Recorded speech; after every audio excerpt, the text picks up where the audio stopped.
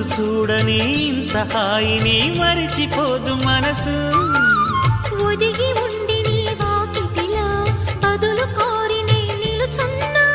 దారి తెలియని చీకటిలో వెలుగు చూసి కాదంటానా. ఊరించి ఇది ఏ మాసం?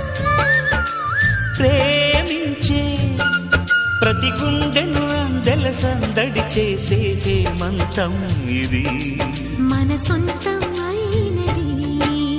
కిలకిల నవ్వే కోయిల కోసం వచ్చింది మధుమాసం. మిలమిల